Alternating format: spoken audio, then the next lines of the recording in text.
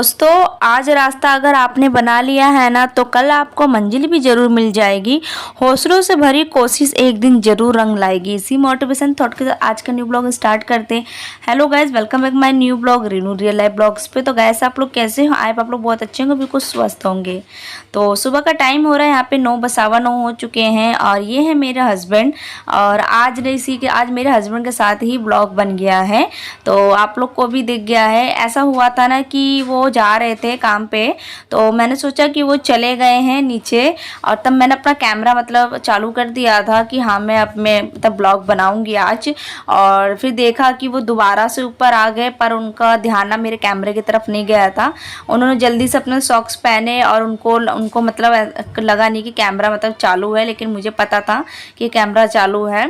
और उसके बाद से उन्होंने अपना सॉक्स पहना और देखा किस तरह से कपड़े सारे ऐसे यहाँ से वहाँ फेंक के चले गए हैं। कभी ये वो फेंक के, ऐसा ही होता है ना आदमियों का, कि जहाँ मर्जी अपने कपड़े फेंक देते हैं और जहाँ मर्जी पड़ा है तो पड़ा। देखो तौलिया, अपने पैंट शर्ट जो उन्होंने चेंज करे कपड़े ना, वो सारा ऐसे ही फेंक के चले गए हैं। और आप देख भी रहे थे कि गुस्से में थे, और मेरा डुग्गू भी मेरे पास ही बैठा था। उनके पास बहुत कम जाता है क्योंकि उनसे ना ज़्यादातर डरते ही है, और इसलिए ना अब भी देख भी रहे थे कि सामने आज आपने देख भी लिया ब्लॉग में, वीडियो उसमें, कि कितना क्या है क्या नहीं है, कितने पानी में है कितने नहीं है पानी में। तो यहाँ पे हम माँ बेटी की ना मस्ती भी शुरू हो रही थी। तो उसके बाद से ना मेरा डुग्गू ना अब मुझे प्यार व्यार कर रहा था। तो मैंने कहा चलो ठीक है, थोड़ी बहुत मस्ती भी ज़रूरी है बच्चे के साथ में, क्योंकि बच्चा क्या है ना कि एक तो पूरा दिन मेरे साथ ही रहता है। ऐसा है भी नहीं कि वो स्कूल जाता हो तो उसका मन बहल जाए, मन लगा हो, तो पूरा दिन ना मेरे साथ ही रहता है। मैं जहाँ काम करूँगी आगे पीछे ही मेरे साथ लगा रहेगा। चाहे मैं बाथरूम में काम करूँ, चाहे मैं कहीं भी काम करूँ, मेरे पीछे पीछे रहे, क्योंकि बच्चा कहाँ ही जाएगा वो, और कहाँ पे जाएगा कहाँ नहीं जाएगा, इसलिए वो घर ही रहता है। वो खुद भी बोर हो जाता है। तो खैर मैं सोचती हूँ कि कुछ महीने की और बात है, उसके बाद से देखते हैं क्या होता है।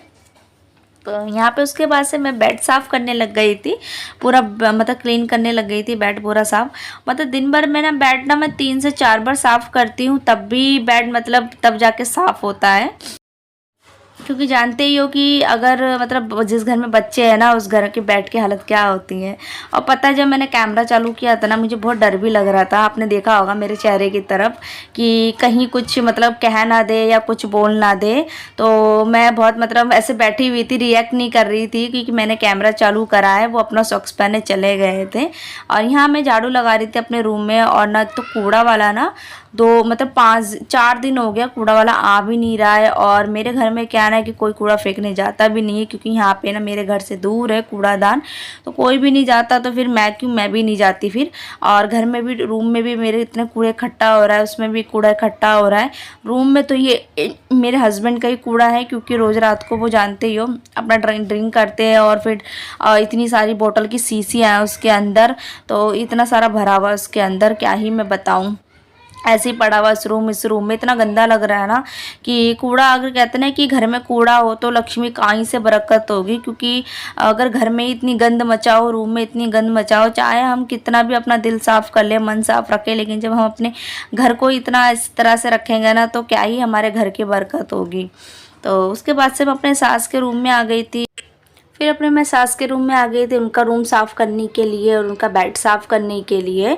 तो बस चादर मैं सही से कर रही थी। और मुझे ना, आप लोगों ने थंबनेल देख ही लिया होगा कि मैं आज क्या बात करने वाली हूँ आपसे। तो आज थोड़ा सा आप लोग मेरे चेहरे से भी देख रहे होंगे कि मेरा ना अंदर से मैं क्या ही बताऊँ, मैं खुश हूँ नहीं खुश हूँ क्या बताऊँ। लेकिन आप लोग को मैंने अपनी फैमिली माना है, तो इसलिए मैं आप लोगों से कुछ छुपाती नहीं हूँ। जो भी मेरे मन में होता है ना, वो मैं आप लोग से शेयर ज़रूर करती हूँ। तो आप लोग को जैसे पता है ना कि मैं पार्टी में गई थी, और मेरी रिलेटिव में ही था, तो वहाँ पे हम लोग गए हुए थे। तो रिलेटिव मानो रिश्तेदार वो सब आए हुए थे, वो भी आए हुए थे, हम भी थे, मैं भी थी। और छूटते ही पता हम लोग वहाँ गए ना, तो हाँ हम लोग बैठे, और छूटते ही पता रिश्तेदारों ने एक ही मेरे से 2-4 क्वेश्चन धराधर चालू कर दिया मुझे बोलना कि क्या बात है बहू, तुमने दूसरा अभी तक बच्चा भी प्लान सोचा नहीं अभी तक, अभी एक ही है, दूसरा कब सोचोगी तुम, इतना टाइम हो गया है क्या, कोई कोई कमी है क्या, तुम्हारे अंदर क्या कोई दिक्कत है, मतलब इस तरह से मुझे बोलने लग गए। तो मुझे थोड़ा सा ना बहुत दुख हुआ कि ऐसी कोई बात है नहीं कि कोई कमी है क्या नहीं है, वो तो मुझे ही पता है और मेरा दिल जानता है कि मैं क्यों नहीं कर रही हूँ, क्या रीज़न है। पर मुझे सबसे बड़ा ना मतलब अंदर ये लग रहा था कि मेरी सास भी वहीं बैठी थी और उन्होंने एक बार भी नहीं कहा कि नहीं ऐसी कोई बात नहीं है, ना ही कोई कमी है और ऐसा कुछ नहीं है। अगर कोई कमी होती तो एक बच्चा कैसे हो जाता है ना। पर मेरी सास, मुझे ये उम्मीद नहीं थी कि मेरी सास, मतलब मुझे लगा कि मेरी सास कुछ कहेगी कि नहीं ऐसा कुछ नहीं है, पर मेरी सास भी चुपचाप उन लोगों के साथ सुनती रही और कुछ बोला भी नहीं एक सब। और मैं क्या ही बोल सकती थी, मैं भी चुपचाप सुनती रही, मैंने कुछ कहा नहीं, मैंने बस ऐसे बोल दिया कि नहीं ऐसी कोई बात नहीं है। पर उन्हें मैं कैसे बताऊँ, ये चीज़ तो मेरी सास को अच्छे से पता नहीं कि मेरा खुद का बेटा कैसा है, तो मैं ये दूसरे के बच्चे के बारे में कैसे सोच सकती हूँ। मैं क्या ही बताऊँ, मैं कैसे बताऊँ कि मेरा एक बेटा अभी तक स्कूल में एडमिशन नहीं हुआ है, मेरा एक बेटे को संभालना इतना मुश्किल, जिम्मेदारी नहीं उठा पाते मतलब उसका बाप, तो मैं दूसरे बच्चों को पैदा करके मैं क्यों ऐसे करूं कि वो भी बेचारा दुखी रहे हैं। लोग क्या मतलब सब सोचते हैं कि दो बच्चे हो, मैं खुद सोचती हूँ कि हाँ मेरा भी दूसरा हो, लेकिन जिस तरह से माहौल है, जिस तरह से मेरे हस्बैंड की हरकत है, मैं फिर दूसरे के करने के बारे में नहीं सोचती हूँ। मैं बहुत डर जाती हूँ कि मैंने एक को ही मैं इतने अच्छे से नहीं उन जिम्मेदारी उठा पा रही हूँ, एक की ख्वाहिशें नहीं पूरी कर पा रही हूँ, और ना ही मेन है मेरे हस्बैंड, मतलब मेरे बेटे के पापा, वो ही एक बेटे को अच्छे से नहीं संभाल पा रहे, अच्छे से उसको नहीं रख पा रहे हैं।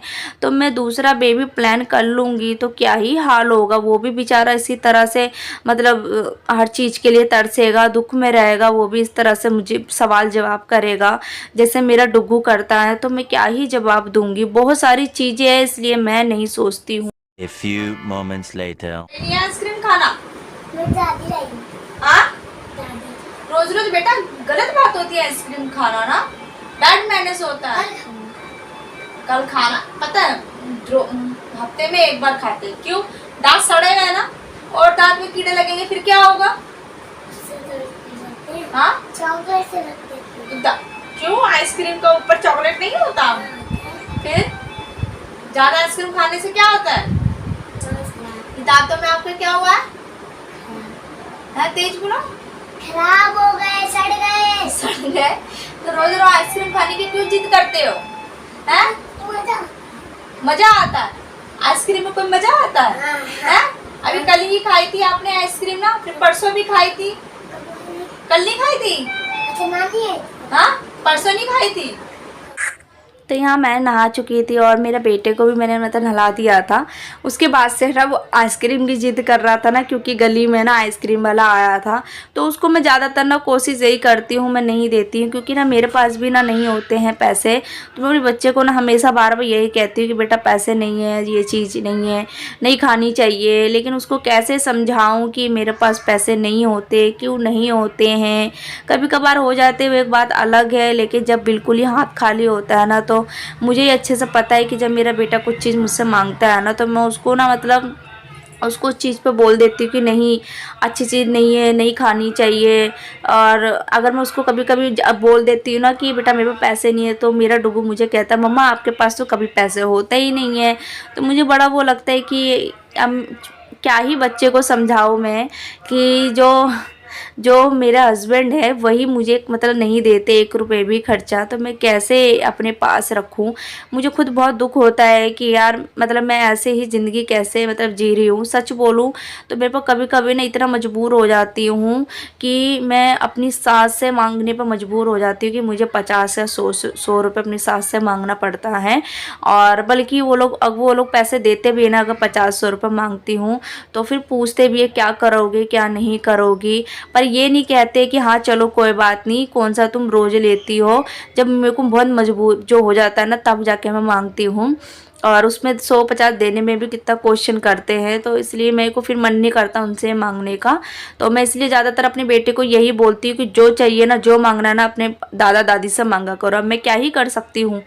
और इसलिए मेरे को दूसरा बच्चा करने में ना बहुत डर लगता है कि मैं सोचती हूँ कि कहीं जैसे मेरे पहले बच्चे मतलब डुग्गू है मेरा बच्चा, जिस तरह से ये मतलब रह रहा है, जिस तरह से ये, कहीं उस तरह से उसकी भी ज़िंदगी ऐसी ना हो जाए। तो इसलिए मैं दूसरा बच्चा करने के बारे में बिल्कुल नहीं सोचती हूँ और आगे भी नहीं सोचूंगी। बाकी तो आगे का किसी ने देखा नहीं है, लेकिन मेरी कोशिश यही रहेगी। बाकी तो देखते हैं आगे क्या ही होगा, कुछ नहीं पता है। और यहाँ पे ना मतलब मैं यहाँ पे डुगू को रोटी मतलब पराठा बना के दे रही थी। और ये मैंने ना कल घर में ही दही जमाई थी और इतनी अच्छी दही जमी थी ना, आप लोगों ने देखा ना, बहुत अच्छी दही जमी थी। तो मैंने ये लस्सी बना के दे दी थी डुगू को, मीठी लस्सी, और उसके ऊपर मलाई दे दी थी। तो बहुत अच्छे से खाता है और लस्सी मुझसे बोलता है मम्मी लस्सी चाहिए, लस्सी चाहिए। तो मैं सोचती हूँ रोज़ रोज़ 15-15 रुपए की दही लेके आऊँगी। तो मैंने सोचा कि मैं एक दिन ना मतलब दूध का दही जमा देती हूँ ताकि 2-3 दिन निकल जाएगा उसको, क्योंकि डुग्गू को ना मतलब लस्सी या उसको मतलब रायता उसको पसंद है खाने के साथ में। तो इसलिए तो मैंने बहुत दही जमा दी थी, कल रात में जमा दिया था और बहुत अच्छी जम गई थी सुबह तक। और मैंने भी थोड़ा सा ले लिया था खाने के साथ में और डुग्गू को बहुत अच्छी लगी मीठी लस्सी मैंने।